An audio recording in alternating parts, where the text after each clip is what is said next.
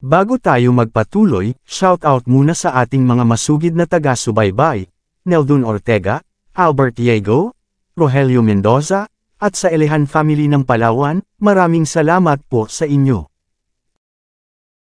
Kabanata 2821. Nanginginig sa galit si Dante. Bastard ka. Tinatawag mong basura ang lahat. Sinisikap mo bang labanan kaming lahat dito? Gusto mo ba sa kumpanya o hindi? Kahit ang CEO ay hindi maglalakas loob na e-provoke kami. Anong karapatan mong magsalita ng kalokohan sa harap naming lahat? May sasabihin ako sa'yo. Dahil sa CEO York, nasira ang negosyo ng Ishikawa Corporation. Hindi pa ito tapos. Hayaan mo akong sabihin sa iyo. Sampal, sampal. Sinampal ni Harvey ang palad niya sa mukha ni Dante ng 2 beses, na determinadong umiwas. Hindi pa tapos, sabi mo. Sa tingin mo hindi ko kayang labanan lahat ng tao dito. Sa tingin mo, kalokohan lang ang sinasabi ko. Ano, galit ka ba sa akin? O kinu-question mo ba ang kaayusan ng CEO York? Kalmadong naglabas si Harvey ng isang dokumento at inilabas iyon bago ibinagsak sa mesa. Ang trabaho ng Departamento ng Marketing ay maghanap ng mga kasosyo sa negosyo at magsara ng deal. Dahil ang Luxus Consortium ay isang napakalaking kumpanya, trabaho ng CEO na panatilihing kontrolado ang lahat.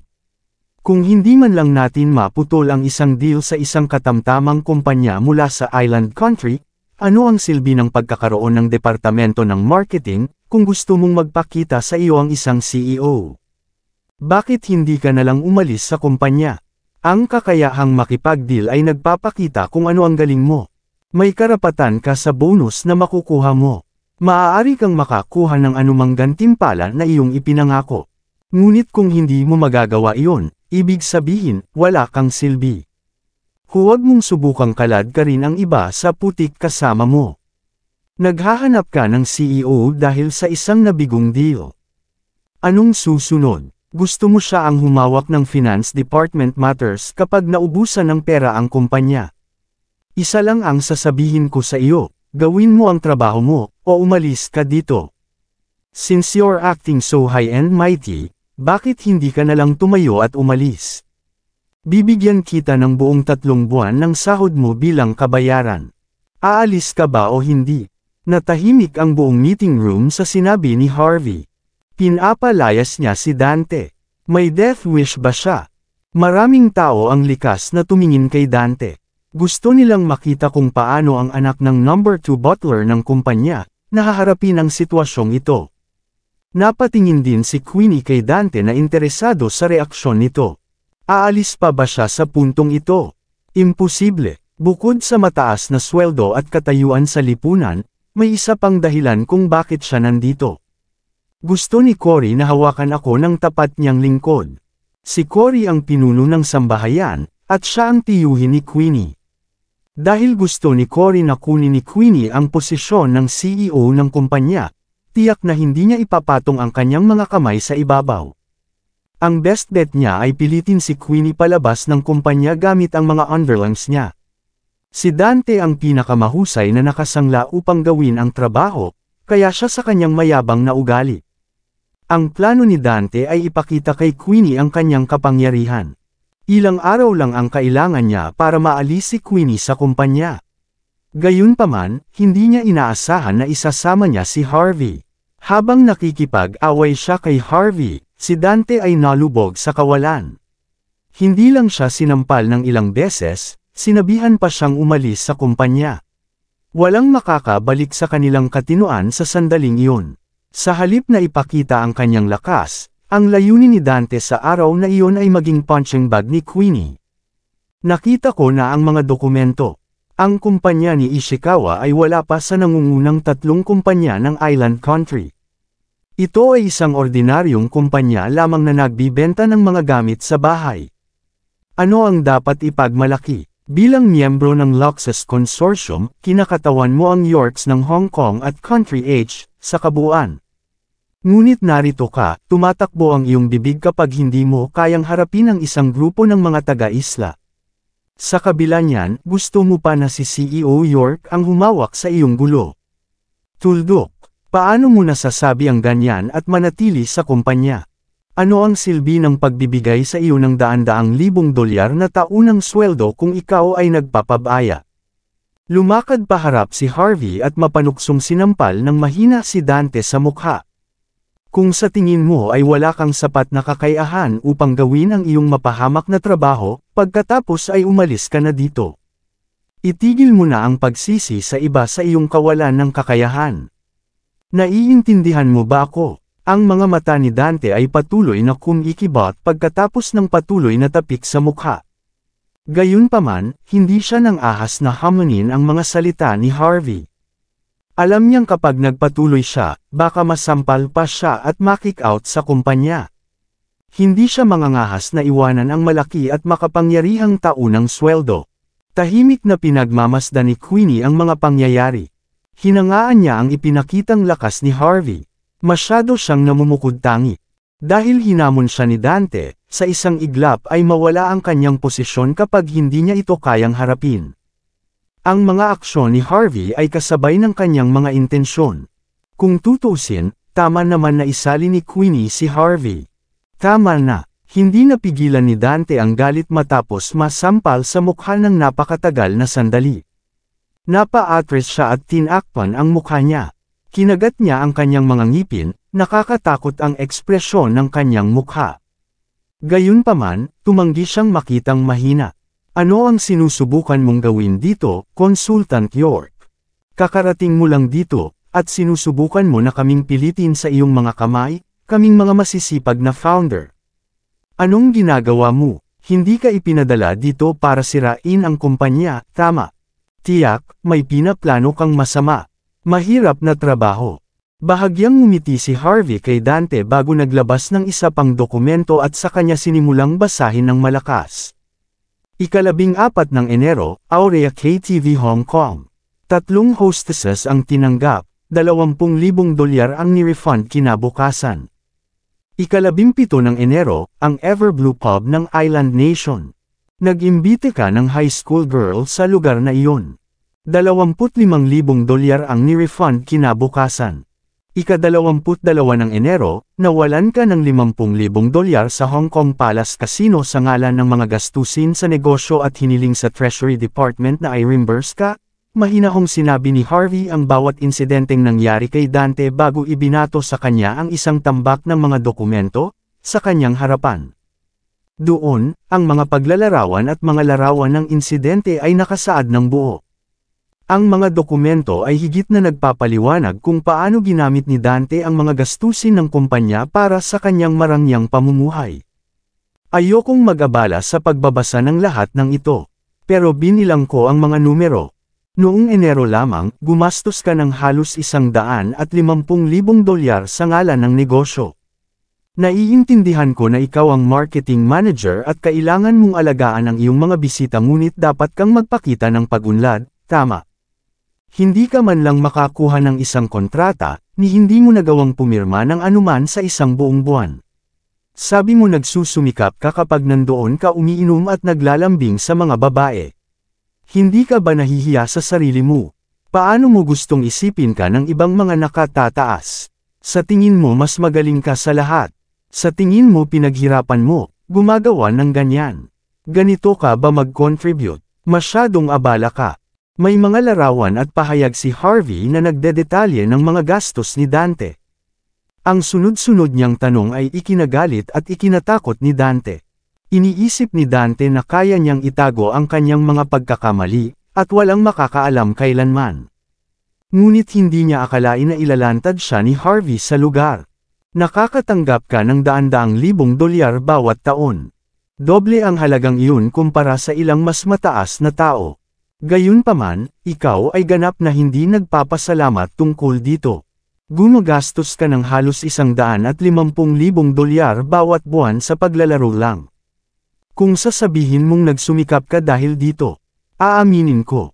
Ngunit huwag mong sabihin sa akin na hindi ka makakakuha ng isang maliit na kontrata pagkatapos magtrabaho ng husto. Kung hindi mo magawa ang isang simpleng bagay, natatakot ako na kailangan kong tanungin ang tinatawag mong mahirap na trabaho. Kung hindi mo magagawa ang isang mahusay na trabaho sa iyong posisyon, sigurado akong iba ang higit na masaya na papalitan ka.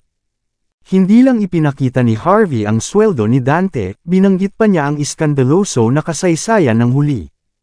Agad na nagningning ang mga mata ng mga nakatataas sa sinabi ni Harvey.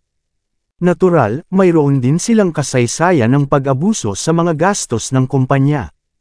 Gayunpaman, gumastos sila ng $15,000 kada buwan ng pinakamarami. Matapos marinig na ang kanilang pinaghirapang pera bawat taon ay walang iba kundi ang buwanang gastusin lang ni Dante. Lahat sila ay masama ang loob. How dare his lack of and still act so high and powerful?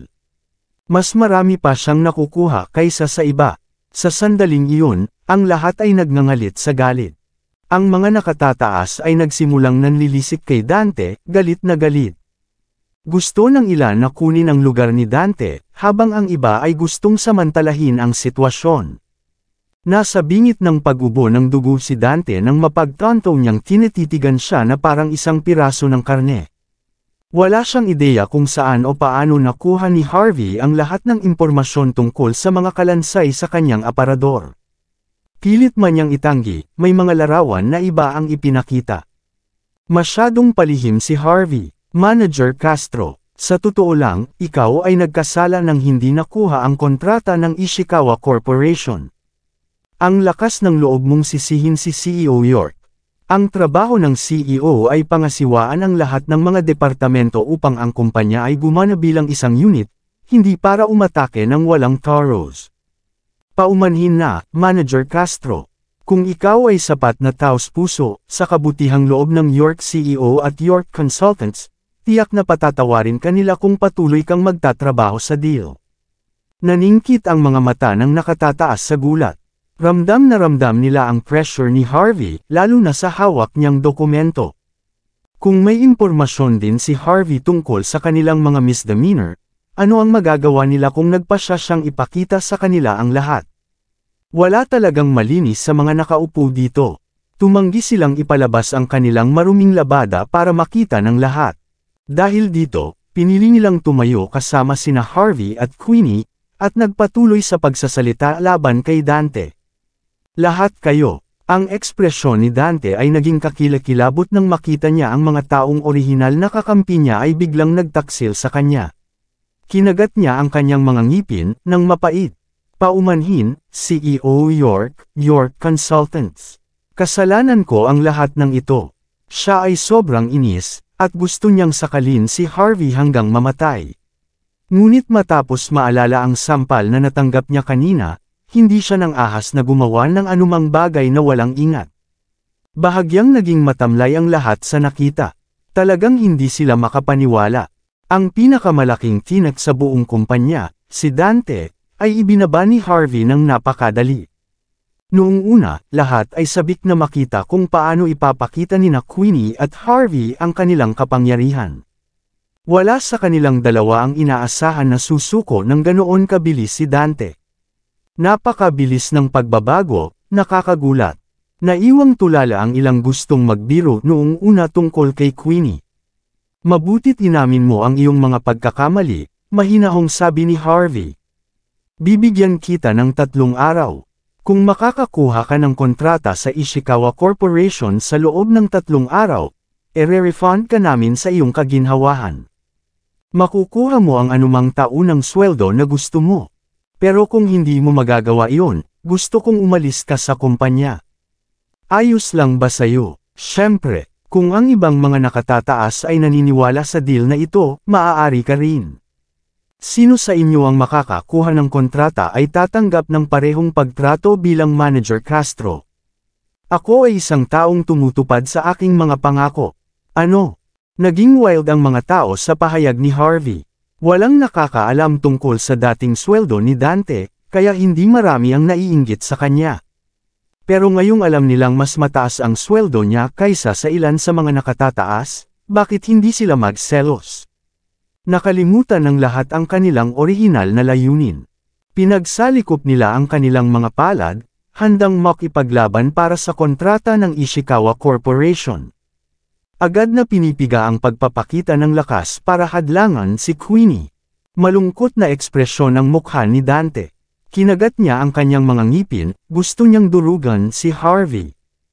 Ang asong ito ay patuloy na tinatamaan ang aking mga kahinaan. I've had enough. Galit na hinampas ni Dante ang kanyang mesa at sumigaw. Tama na ang kalokohang ito, anak ng aso. Gusto mo ng kontrata sa 3 araw. Hayaan mo akong sabihin sa iyo ngayon. Walang sinumang tao dito ang makakagawa ng ganoong bagay. Kung sa tingin mo ay ganoon kadali, gagamitin ko ang lahat ng ari-arian ko at ang posisyong ito para tumaya sa iyo. Kung makakakuha ka ng kontrata sa Ishikawa Corporation sa loob ng 3 araw, ibibigay ko ang lahat ng pera ko sa iyo at magpapakumbaba ako bilang paghingi ng tawad. Ngunit kung hindi mo magagawa, ikaw at ang executive CEO na puppet na ito ay aalis sa kumpanya. Matapang ka ba? Si Dante ay naging napaka-desperado sa oras na iyon. Tinuro niya ang ilong ni Harvey, bakas sa mukha niya ang inis. Ang kanyang misyon ay upang ipakita ang kanyang lakas kay Queenie, hindi maging isang halimbawa. Kung hindi niya magagawa ang ganoong bagay, may isip niya ang kakilakilabot na kapalaran na kanyang mararanasan. Hindi siya pinalaki ng pinuno ng bahay na walang ginagawa sa lahat ng oras. Walang ibang pagpipilian si Dante. Kaya lang niyang lumaban at magdasal na sana ay matuloy ang lahat. Wala akong masyadong oras para makipaglaro sa iyo. Sapat na ang 1 araw. Hindi ako interesado sa pera mo, pero kukunin ko rin ang kamay mo. Kung hindi ko makuha ang kontrata bukas sa parehong oras, aalis ako kaagad sa kumpanyang ito kasama si CEO York. Ngunit kung magagawa ko, hindi lamang makukuha ko ang lahat ng iyong pera, ngunit gusto ko ring pilayin ang isang braso mo. Bababa ka ba para maglaro? Maraming salamat sa lahat ng sumusubaybay. Please subscribe and follow my YouTube and Facebook channel, Pilipino Novel. Maraming salamat po.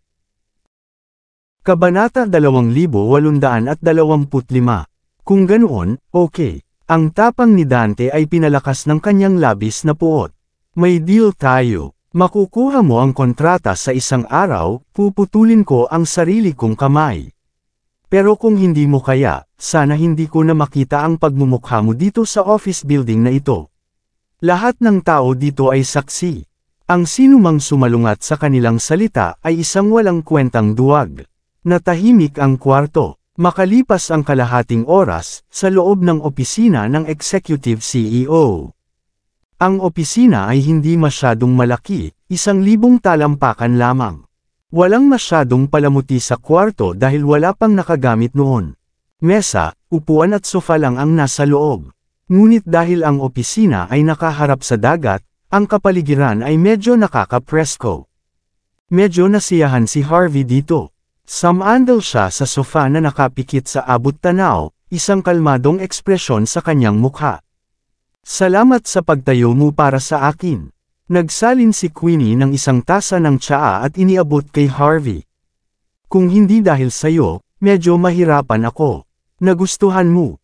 Sinulyapan ni Harvey si Queenie na may malabong ngiti.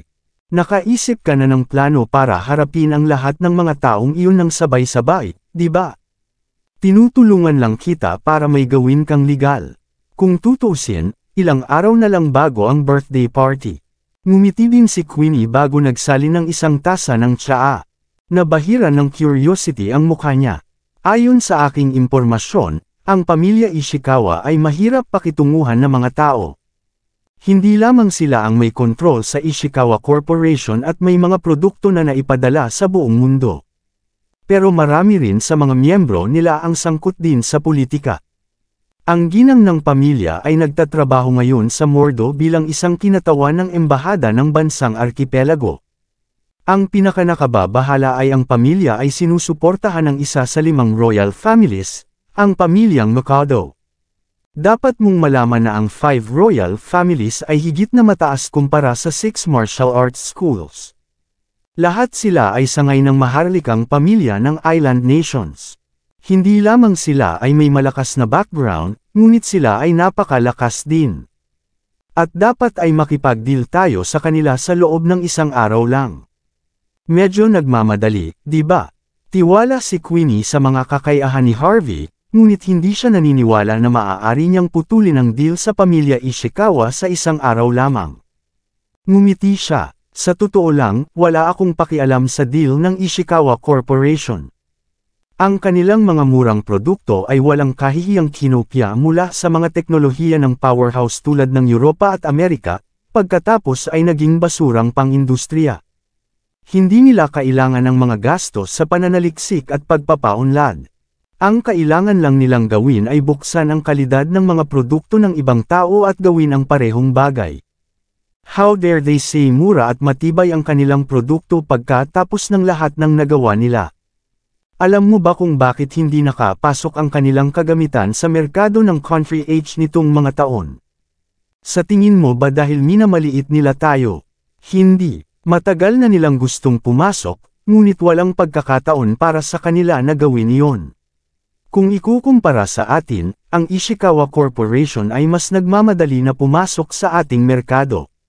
Kung gusto natin ang kasunduan nila, isa lang ang hiling ko. Nanatiling walang emosyon si Harvey habang nagsasalita. Kukunin natin ang pera, ngunit sisiguraduhin nating walang makukuha rito ang mga taga-isla. Ibig mong sabihin, nakasimangot si Queenie. Hindi niya alam kung ano mismo ang pinaplano ni Harvey. Have the people from Ishikawa Corporation here this afternoon. Sabihin mo sa kanila na pumunta sila sa 3:00. Kung mawalan sila ng oras, tatapusin natin ang deal kaagad, sabi ni Harvey. Sigurado ka bang darating sila? Curious na tanong ni Queenie. Gagawin nila. Blanko ang mukha ni Harvey. Di ba sabi ko sa'yo? Sinubukan na nilang pumasok sa merkado ng Country H, ngunit hindi nila mahanap ang pagkakataon. Ang tinatawag nilang isang mababang margin na produkto ay karaniwang itinatapon nila ang kanilang mga gamit. Ni ang estado o ang kumpanya ay hindi papayag na gawin nila ang ganoong bagay. Gayunpaman, makakaapekto ito sa buong merkado ng bansa. Dagdag pa, ang mga gamit sa bahay ay pang-araw-araw na pangangailangan. Kapag nagsimula silang itapon ang kanilang mga produkto, maaapektuhan ang buhay ng mga tao. Sa pinakamalala, magkakaroon ng kaguluhang sibil. Sa madaling salita, ang Ishikawa Corporation ay walang pinakamahusay na intensyon na pumasok sa merkado ng bansa H. Alam na alam nila na ang isang ordinaryong pamilya o negosyo ay walang lakas ng loob o lakas na itapon ang kanilang basura dito. Iilan lamang ang mga pamilya sa buong bansa na may ganitong uri ng awtoridad. Iyon ang dahilan kung bakit ang pamilya Ishikawa ay tumawa ng ang mga York ng Hong Kong ay nagpasya na tulungan sila. Sinusubukan lang nilang mangisda para sa mas maraming kita sa pamamagitan ng paghinto sa deal. Nakakahiya lang na bukod sa pag-inom, pagsusugal, at pang-aakit, walang ibang talento si Dante. Salamat na lang at hindi pa pumipirma ng kontrata ang bastard na iyon. Kung ginawa niya, ang buong kumpanya ay nasa matinding problema. Kung may mali, ang Yorks ng Hong Kong ay ituturing na isang grupo ng mga tanga na nagbibigay daan para sa kanilang mga kaaway na kinukutya ng mga tao. Napabuntong hininga si Queenie matapos marinig ang sinabi ni Harvey. Kung ganoon, paipirma pa ba tayo ng kontrata? Mahinaong tanong niya. Siyempre kunin natin. Maaliwalas ang mukha ni Harvey. Hindi lang tayo pipirma ng kontrata, kundi kunin na rin natin pati ang production price. Sa madaling salita, tayo ang may huling say sa dami ng produktong ibibenta natin sa Country H, para sa pinagsama-samang presyo bukod sa pagbibigay ng mga kinakailangang supply, hindi pinapayagan ang Ishikawa Corporation na kontrolin ang anuman. Wala silang sasabihin sa pagpepresyo, at hindi rin sila makapagpapasya kung saan natin ibibenta ang mga ito. Halimbawa, babayaran natin ang kargamento gamit ang sarili nating pera, at pagkatapos ay itatapon natin ang produktong ito ng direkta sa Archipelago Country. Nagningning ang mga mata ni Queenie dahil doon. Ang pagbili ng maramihan ay tiyak na mas mura kaysa sa presyo ng unit sa merkado. Ito ay isang hindi maiiwasang resulta ng isang ekonomiya ng kalakal.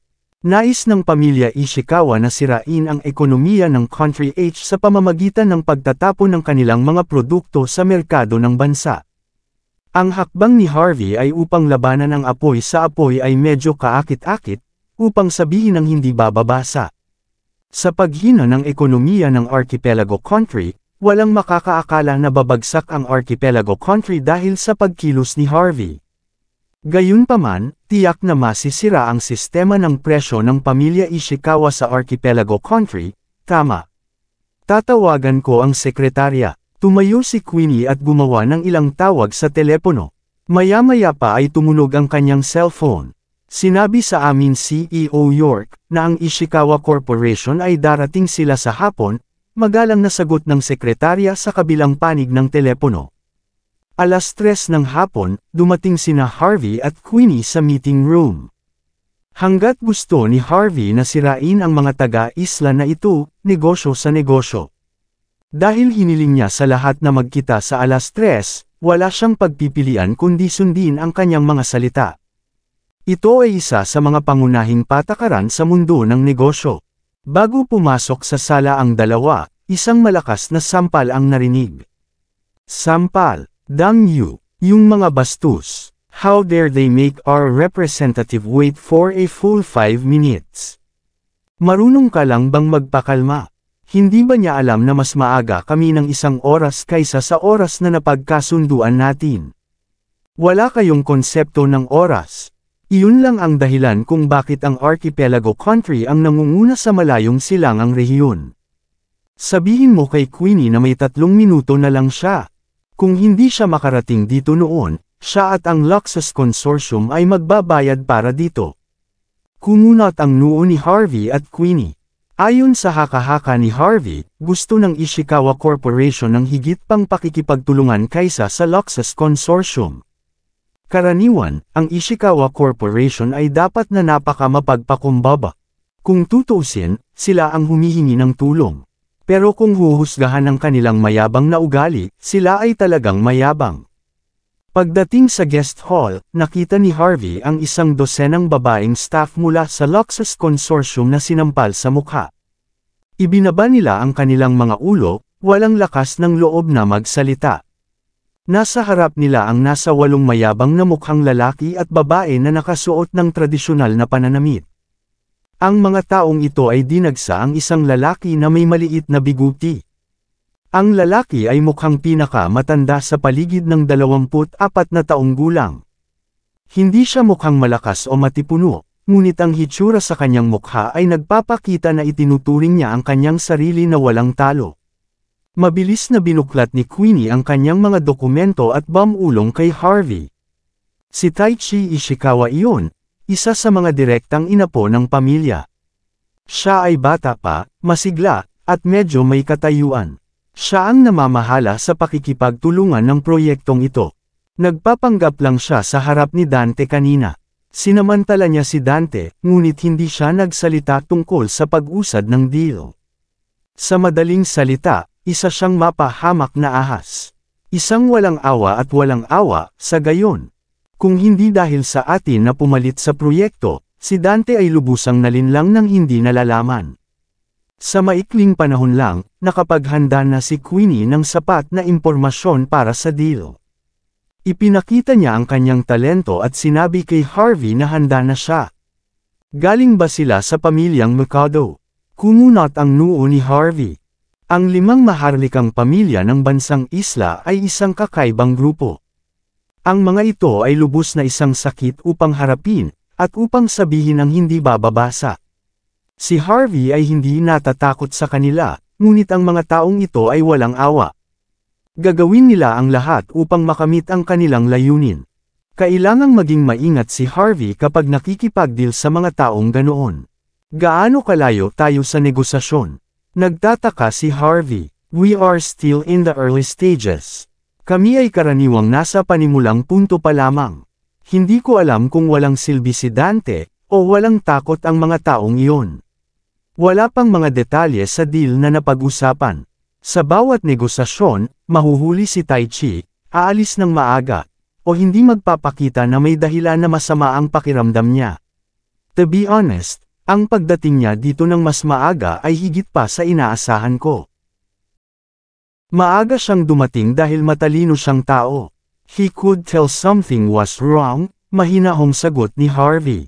Dapat alam niya na kakanselahin natin ang deal kung hindi siya pumunta dito ng 3:00. Bakit? Kumunot ang noo ni Queenie. Ayon sa kasunduan ninyo ni Dante, kailangan mong balutin ang iyong mga gamit at umalis sa kumpanya kung hindi ka makakakuha ng deal sa loob ng 1 araw. Hindi ka ba dapat matakot? Bakit ako dapat? Sinabi ko lang na makikipag-deal ako. I never specified who I got it from, kalmado pa ring sabi ni Harvey. Kung kakanselahin ang deal dito, tatawag ako at luluhod sa harap ko ang pinuno ng pamilya Ishikawa, na magmakaawa sa akin na pirmahan ang kontrata bukas ng umaga. Nang makita ang walang pakialam na ekspresyon ni Harvey, alam ni Queenie kung ano ang ibig sabihin ng mangibabaw. Lumapit sina Harvey at Queenie sa ilang staff na babae habang nagkukwentuhan. Isang babaeng nakasuot ng gold frame glass na mukhang secretary ang humakbang pasulong. Parang grupo kayo ng mga mayayabang. Ikaw dapat ang namamahala sa Luxus Consortium, di ba? Malakas na hiling ng babae. Ikaw ang tumawag kay Young Master Ishikawa at humiling sa kanya na pumunta bago mag 3:00 o kakanselahin mo ang deal, di ba? Ito ba ay isang uri ng sakit na biro? Gumagana ba ang utak mo? Huwag na nating pag-usapan ang aming mga produkto na ibinebenta sa buong mundo. Ang pagkakakilanlan lamang ni Young Master Ishikawa ay sapat na para ipakita mo sa kanya ang paggalang. Kahit ang Panginoon ng Hong Kong's Yorks ay walang karapatang insultuhan siya. Narito kami sa tamang oras para ipaalam sa iyo, na kailangan mong pumirma ng isang sumpa na kontrata sa gusto mo o hindi. Isa lang ang kondisyon, ang Luxus Consortium ang mamamahala sa lahat ng produkto ng Ishikawa Corporation sa bansa H. Gayunpaman, ang presyo, dami, at halaga ng benta bawat taon ay kami ang magpapasya. Kukunin namin ang 70% ng netong kita, habang ikaw ay kukuha ng 10%. Naintindihan, kung papayag ka, pagkatapos ay lagdaan ang kontrata. Kung hindi, hintayin mo na lang na malugi ang mapahamak mong kumpanya. At babalaan kita, kung hindi mo pipirmahan ang aming kontrata, blacklist ka ng Ishikawa Corporation sa buong mundo. Kung anumang bansa o rehiyon ang maglakas loob na makipagtulungan sa iyo, paparusahan namin ang mapanghamak na lugar na iyon. At huwag mong subukang pagdudahan ang aking mga salita. Ang padre de pamilya nito ay ang foreign minister ng archipelago country. Sa sandaling tumawag kami sa Amerika, paparusahan nila ang sinumang gusto namin. Naiintindihan mo ba ako? Maamo ang suot ng kalihim, na parabang siya ang reyna ng mundo na kayang kontrolin ang kapalaran ng maraming bansa.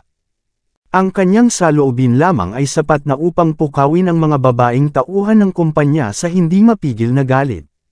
Hindi pa sila napahiya ng ganito sa buong buhay nila.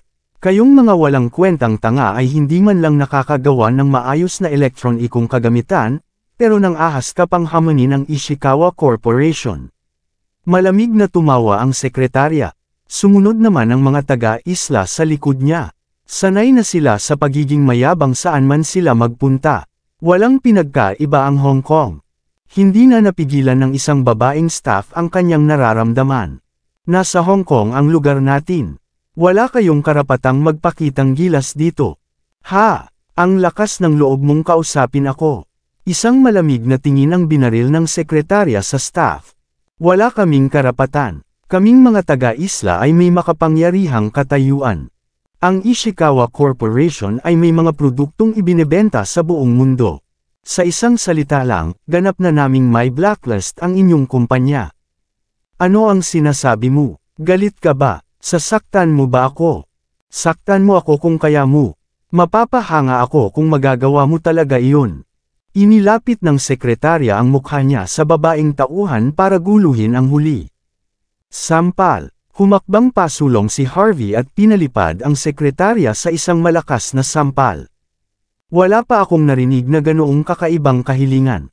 Narinig ng lahat dito diba? Siya ang nagsabi sa akin na bugbugin siya. Natamaan na kita ngayon. Ano ang mga kahihinatnan? Bumagsak sa lupa ang mukhang mayabang na sekretarya matapos mapalipad ng masakit na sampal ni Harvey. Dumudugo ng husto ang bibig niya dahil sa impact, at kitang-kita sa mukha niya ang matingkad na pulang bakas ng palad. Siya ay nalilito, not sure how to react at all, na para bang hindi niya akalain na may sasampal talaga sa kanya. Ang mga miyembro ng Ishikawa Corporation ay karaniwang kumikilos ng napakataas at makapangyarihan dahil sa kanilang malawak na mga produkto. Kailanman ay hindi sila minamaliit sa anumang paraan. Ang mga taga-isla ay naging tamad, ganap na hindi makapaniwala na makikita sa kanilang mga haggard na mukha. Sa kanilang mga mata, ang mga bagay ay hindi dapat pumunta sa ganitong paraan. Hindi ba natatakot ang Luxus Consortium na ma-blacklist sa buong mundo? Bumalik sa katinoan ng sekretarya bago napabalikwas ng napakahirap. Itinuro niya si Harvey, namumungay ang mga mata habang ginagawa niya. Ang lakas ng loob mong saktan ako, bastard ka. Sampal. Napa-atres ang sekretarya matapos siyang sampulin ni Harvey ng isang beses pa. Ano, hindi mo ba nararamdaman? May gusto ka pang iba? Trust me, medyo magaling ako dito. Kung gusto mo pa, bubusugin kita ngayon din. Nabalot ng katahimikan ang silid matapos marinig ang sinabi ni Harvey. Halos lahat ay napatingin kay Harvey dahil sa gulat. Hindi nila akalain na magiging dominante siya. Sa mata ng Ishikawa Corporation, masyadong pabaya si Harvey. Ang dalawang sampal na iyon ay tiyak na nakakapresko sa kanya, ngunit ang kumpanya ay mabablacklist mula sa araw na iyon. Ang Ishikawa Corporation ay may matatatag na kaibigan mula sa buong mundo. Kung gusto nila, hindi magiging problema para sa kanila na makitungo sa Luxus Consortium sa isang tawag lang sa telepono. Laking gulat ni Queenie nang makita ang nangyari. Akala niya ay susuko na si Harvey at magsasalita ng kapayapaan. Ngunit hindi niya akalain na lalaban pa siya sa Ishikawa Corporation. Gayunpaman, wala nang babalikan sa puntong ito. Sa pagkakaalam nito, tahimik na pinanood ni Queenie ang palabas ng hindi gumagawa ng ingay. Minsan, sapat na ang katahimikan para sa isang pahayag. Ang ilan sa mga babaeng kawani ng kumpanya ay natauhan sa puntong iyon. Isang babaeng nagngangalang Olivia Foster, na hindi alam ang pagkakakilanlan ni Harvey, ang lumakad habang tinatakpan ang kanyang mukha. Hindi mahalaga, huwag mong idamay ang sarili mo. Kami ay mga hamak na empleyado lamang. Hindi namin maaaring masaktan ang mga taong ito. Natural, nakita ni Olivia si Harvey bilang isa pang staff na tumayo para sa kanila. Kabanata 2830. Kasalanan ko ito, Secretary Aquina. Nangyari ang lahat ng ito dahil sa akin. Gusto mo mang magdemanda o arestuhin ang isang tao, gagawin ko ang lahat ng sisi para dito. Medyo natakot si Olivia, ngunit itinaas pa rin niya ang kanyang ulo sa harap ni Taichi at ng iba pang taga-isla. Wala itong kinalaman sa kumpanya, at wala rin itong kinalaman sa binatang ito. Wala kang masabi dyan. Wala ring karapatang makialam ang kumpanya. Kahit na dumating si Cory o Vince, wala rin silang sasabihin. Sa wakas ay nagsalita si Taichi sa puntong ito. Ikinumpas niya ang kanyang kamay, sinenyasan ang kanyang sekretarya na kumalma. Pagkatapos ay pinagkrus niya ang kanyang mga braso at humakbang pasulong, ipinakita ang kanyang buong pilay na saloobin. Ako lang ang may huling say sa bagay na ito.